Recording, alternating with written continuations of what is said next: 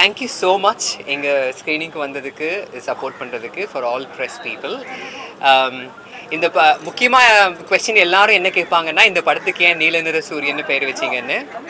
So இப்போ வந்து சூரியன் எப்படி பிரகாசமாக நல்லா ஒரு சந்தோஷமாக இருக்குமோ, அவங்க வந்து ஆண்லேருந்து பெண்ணாக மாறினதுக்கு அப்புறமா அப்படி அவங்க ஃபீல் பண்ணணும் ஆக்சுவலாக. ஆனால் நீங்கள் பார்த்தீங்கன்னா அந்த அந்த புல் இருக்கிற அந்த பிரச்சனை அதெல்லாம் வந்து எப்படின்னா, இப்போ அந்த நல்ல பிரகாசமா இருக்கிற சூரியன் மேல நீல பெயிண்ட் அடிச்சா, பிரகாசமா இருக்கிற சூரியன் மேல நீல பெயிண்ட் அடிச்சா எப்படி இருக்குமோ அந்த பிரகாசம் மங்குமோ, அது மாதிரி அவங்க சந்தோஷமா இருக்க வேண்டிய அந்த தருணத்துல, அவங்க டிரான்சிஷன் ஆகி பெண்ணாகி சந்தோஷமா இருக்க வேண்டிய தருணத்துல அந்த பிரச்சனையெல்லாம் நடக்குது. அப்படி அதனாலதான் அது நீல நிற சூரியன். அவ சூரியன் தான், ஆனா அது நீல பெயிண்ட் அடிச்ச சூரியன் மாதிரி அப்படிங்கிறது ஒரு அர்த்தம். இன்னொன்னு வந்து அந்த கேரக்டர் பேரு பானுன்னு நீங்க பார்த்துருப்பீங்க. பானு சூரியன். இந்த டிரான்ஸ்ஜெண்டர் ஃபிளாக்ல ப்ளூ கலர் வந்து ஆணை குறிக்கும், பிங்க் கலர் பெண்ணை குறிக்கும். ஸோ இதுல நீலம் இஸ் ஆக்சுவலி மேல் டிரான்ஸ்ஜெண்டருக்கு முன்னாடி, சூரியன் வந்து பான். ஸோ அது இந்த ரெண்டு நாள் தான் அந்த பேரு வந்து நீல நிற சூரியன். ஓகே, ஸோ இது சொல்லிட்டேன். If you have any questions I love to sir. சென்சார்ல வந்து they gave us URA. மெயினாக அந்த எதுக்குன்னா மெச்சூர் கான்டென்ட், நம்ம மெச்சூர் தீம்ஸ் வந்து எக்ஸ்ப்ளோர் பண்ணுவோம் இல்லையா. மற்றபடி there is nothing. ஒரே ஒரு இடத்துல ஒரு இதை மட்டும் கொஞ்சம் மியூட் பண்ண சொன்னாங்க. that was the only thing. மற்றபடி there was no issues.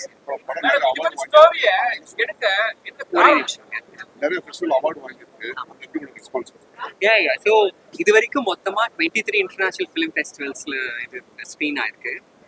we have gotten 8 awards including best picture, best performance in a lead role, அது எல்லாத்துக்குமே. so far we had gotten 8 awards.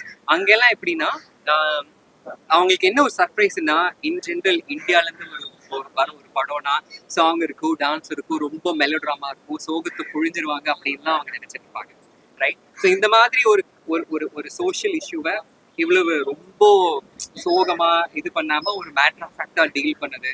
அதுவும் இல்லாம இங்க நான் வந்து அமெரிக்கால இருந்த போது டிரான்சிஷன் ஆனேன். எனக்கு வந்து இவ்வளோ கஷ்டமாலாம் இல்லை இந்த படத்துல காட்டின மாதிரி. ஆனா எனக்கு என்ன தோணுச்சுன்னா, அது வந்து இந்தியால ஒருவேளை டிரான்சிஷன் ஆனா என்ன மாதிரி இருக்கும் அதை காமிக்கணும்னு தோணுச்சு.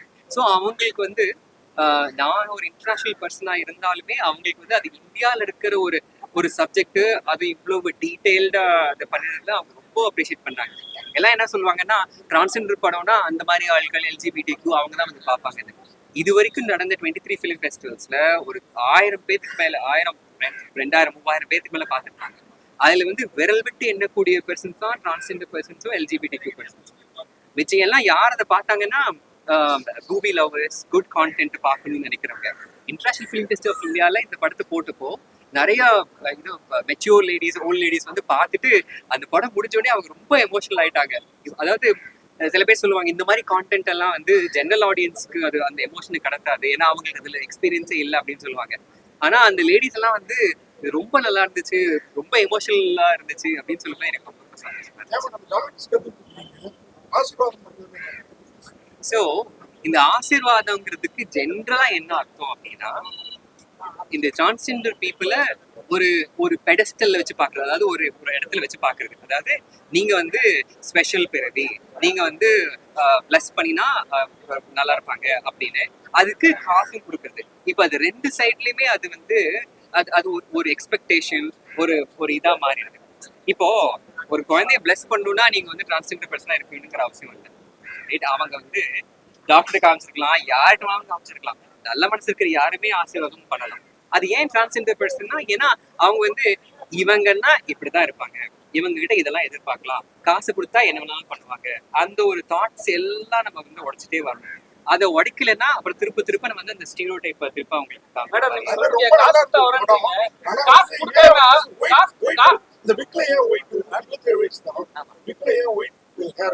என்னோட ஒரிஜினல் ஹேர். ஸோ நம்ம வந்து சாரி, அது நீங்க கேட்டீங்களே, சாரி நீங்க சொல்லுங்க. சரி மேடம், இப்போ என்னன்னா நீங்க டான்ஸ் வச்சு நல்லா படம் பண்ணிருக்கீங்க, நல்லா இருக்கு, சரிங்களா? இப்போ லேட்டஸ்டா நீங்க பாத்துருக்கீங்க, நியூஸ்ல பாத்துருக்கீங்க, பணம் கொடுக்கலன்னா அவங்க வந்து திருநங்கைகள் என்ன பண்றாங்கன்னா வந்து சத்தம் போடுறாங்க, அசிங்கமான வார்த்தைகள் பேசுறாங்க. அதெல்லாம் வந்து நீங்க உங்க வாழ்க்கையில நீங்க பார்த்துருப்பீங்க. அதெல்லாம் ஏன் ஒரு புள்ளி கூட எடுத்து படத்துல காட்டல? இப்போ நீங்க பெரும்பாலான டிரான்ஸ்ஜெண்டர் பீப்புள் பத்தின மூவிஸ் பாத்தீங்கன்னா, ஃபார் எக்ஸாம்பிள் டேக் சூப்பர் டீலக்ஸ்லயே அவங்க என்ன காமிச்சிருப்பாங்கன்னா, இவென்ச்சுவலி அந்த விஜய் சேதுபதி கேரக்டர் ஒரு குழந்தைய என்னமோ எடுத்துட்டு போற மாதிரி அந்த மாதிரிலாம் காமிச்சிருப்பாங்க. இப்போ இந்தியாவில் வந்து கிட்டத்தட்ட 50-20 லட்சம் டிரான்ஸ்ஜெண்டர் பீப்புள் இருக்காங்க. எல்லாருமே ஒரே விஷயத்த ஒரே மாதிரி பண்றாங்களா நம்மளால சொல்ல முடியாது. கொஞ்சம் பேர் அப்படியும் இருக்காங்க. இப்ப எப்படி எல்லா மக்கள்லயுமே நல்லவங்களும் இருக்காங்க, கெட்டவங்களும் இருக்காங்க. அது ரெண்டுத்துக்கும் நடுவில் இருக்கிற எல்லாருமே இருக்காங்க. டிரான்ஸ்ஜெண்டர் பீப்புளையும் அதே மாதிரிதான். நல்லவங்களும் இருக்காங்க, நல்லா படிச்ச பெரிய இதுலும் வந்தவங்களும் இருக்காங்க. அதே மாதிரி அவங்க தேவைக்காக சில விஷயங்கள் பண்றவங்களும் இருக்காங்க. இப்ப அந்த மாதிரி கேரக்டர்ஸ் ஏற்கனவே எல்லாருமே காமிச்சிட்டாங்க, ரைட்? இப்போ பிச்சை எடுக்கிறதோ இல்ல ஏதோ ஒரு பாலியல் தொழில் பண்றதோ அதெல்லாம் ஏற்கனவே காமிச்சிட்டாங்க. நான் பார்த்து வளர்ந்த நான் பழகிற டிரான்ஸ்ஜெண்டர் பீப்புள் எந்த மாதிரி இருக்காங்க, ஒரு இன்ஸ்பெக்டரா, ஒரு லாயரா, ஒரு டாக்டரா, அந்த மாதிரி டிரான்ஸ்ஜெண்டர் பீப்புளும் நிறைய பேர் இருக்காங்க. அப்புறம் அவங்க கதையில யார் சொல்றது? நானும் சொல்லலாம், யாரும் சொல்ல மாட்டாங்க. மேடம் லாஸ்ட் சீன்ல ஒரு சொல்லியிருப்பீங்க, உங்களுக்கு நடக்காத விஷயத்த வந்து நீங்க வந்து ஸ்கூல்ல வந்து பண்ண விஷயத்த வந்து ரொம்ப வந்து பொலைட்டா வந்து எல்லாம் பண்ணல அப்படின்னு சொல்லியிருக்கீங்க. ஆனா வந்து இப்ப இருக்கிற ஜென்ரேஷன்ல அது நடக்குதா?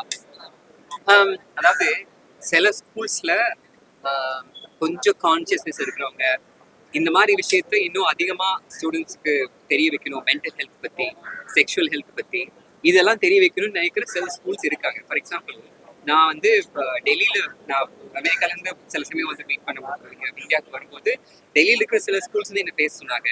ஐடி ரூட்ல பேச சொன்னாங்க. அதே மாதிரி என்ஐடி ட்ரிச்சில வந்து இதை பத்தி பேச சொன்னாங்க. ஸ்டூடெண்ட்ஸ்க்கு வந்து டிரான்ஸ்ஜெண்டர் பர்சனோட வாழ்க்கை எப்படி இருக்கும்னு சொல்லு அப்படின்னு சொன்னாங்க. சில பேர் பண்றாங்க. நான் பிஎஸ்சி டெக்ல படித்தேன். நான் இது டிரான்சிஷனாக எல்லாம் முடிச்சு திரும்ப டிரான்சிஷனாக எல்லாம் முடிச்சு பிஎஸ்சி டெக் திரும்ப போகும்போது நான் அவங்ககிட்ட சொன்னேன், இந்த மாதிரி நான் ஹாஸ்டல்ல இருக்கும்போது எனக்கு சில விரும்பத்தகாத விஷயம்லாம் நடந்துச்சு. அப்போ நம்ம வந்து இங்கே ஒரு எல்ஜிபிடிக்குக்கான ஒரு சப்போர்ட் கிளப் ஆரம்பிப்போம் அப்படின்னு சொன்னேன். அவங்க இல்லை கோயம்புத்தூருக்கு இதெல்லாம் ஒத்துக்கிறாங்க, நம்ம இங்கெல்லாம் பண்ண முடியாது அப்படின்னு. ஸோ மெஜாரிட்டி பீப்புள் இன்னும் அந்த கன்சர்வேட்டிவ் மைண்ட் செட்லாம் இருக்காங்க. இவங்க குழந்தைங்க இப்போ 17-18 வயசு இருக்கிற குழந்தைங்க, அவங்க கிட்ட இதெல்லாம் கொண்டு போகக்கூடாது அப்படின்னு நினைக்கிறாங்க. பட் இந்த படத்துக்கு யூபாரியே கொடுத்துருக்காங்க, விச் மீன்ஸ் 13 வயசு மேல இருக்கிற எல்லாத்துக்கிட்டையும் இதை பத்தி நம்ம பேச முடியும். செக்ஷுவல் ஹெல்த் பத்தியோ இல்ல செக்ஷுவல் வெல்னஸ் பத்தியோ மென்டல் ஹெல்த் பத்தியோ இந்த மாதிரி விஷயங்கள் நம்ம தாராளமா பேசலாம். ஸோ என்னோட தாட் அதுவா தான் இருக்கு. நல்லா இருந்துச்சு, வாழ்த்துக்கள்.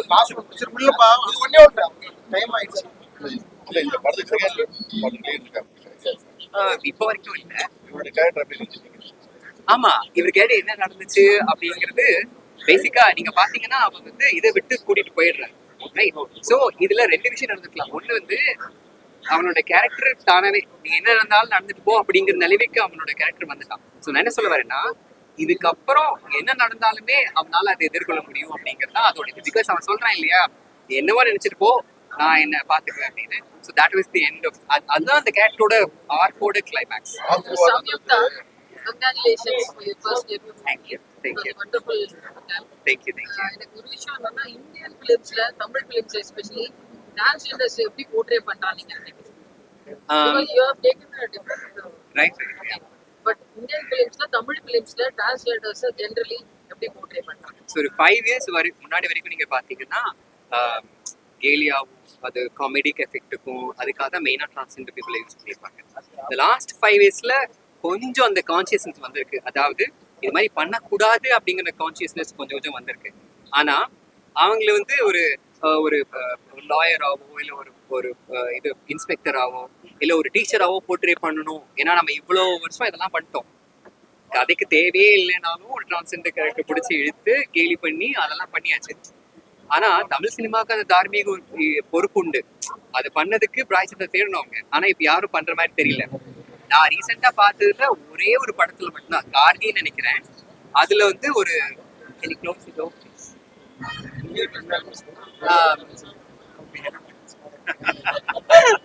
சாரி கார்கின்னு ஒரே ஒரு படத்துல மட்டும்தான் ஒரு டிரான்ஸ்ஜெண்டர் ஜட்ஜு இது பண்ணிட்டு இருப்பாங்க. ஸோ ஐ திங்க் இன்னும் நிறைய அந்த மாதிரி regular main stream characters transgender people பண்ணுவாங்க. ஏன்னா விநாயகர் பாட்டு போடுறீங்க, அப்புறம் சர்ச்சுக்கு போகணும்னு சொல்றீங்க. எந்த ஸ்கூல் அது? அந்த particular VP is a Christian person. ஆனா டாக்கிங் படத்துல லைவ் சவுண்ட் யூஸ் பண்ணிருக்கீங்க. லைவ் சவுண்ட் யூஸ் பண்ணல. இல்ல எஸ்எஃப்எக்ஸ் மட்டும் தான் யூஸ் பண்ணிருக்கீங்க. பேக்ரவுண்ட் மியூசிக் யூஸ் பண்ணல. சோ அது ஏன் அது பண்ணிருக்கீங்க? அது வந்து என்ன இன்ஸ்பயர் பண்ண சில படங்களோட தாக்கம் தான். எஸ்பெஷலி 3 படம். ஒன்னு தித்தின்னு ஒரு படம் கன்னடால, அப்புறம் செழியன் சார் எடுத்த டு லெட்னு ஒரு படம் தமிழ்ல, அப்புறம் மராத்தியில சைத்தன்ய தமானி அவர் எடுத்த கோட்னு ஒரு படம். இந்த 3 படம் பாத்தீங்கன்னா அதாவது ஜென்ரலா நம்ம என்ன பண்ணுவோம்னா, இப்போ ஒருத்தர் அழ வைக்கணும்னா என்ன பண்ணுவோம், 2 டயலாக் பேசுவோம், அந்த கேரக்டரும் அழும், அதுக்கு மேல இவங்க பயங்கரமா அந்த அழுக வயலன் மியூசிக்கும் போட்டு நம்மள வந்து அழ வைப்பாங்க. அதெல்லாம் பண்ணாம அந்த எமோஷனை கடத்த முடியுமா அப்படின்னு இவங்க இந்த 3 படத்தையும் சொல்லியிருப்பாங்க. So I just wanted to do the same.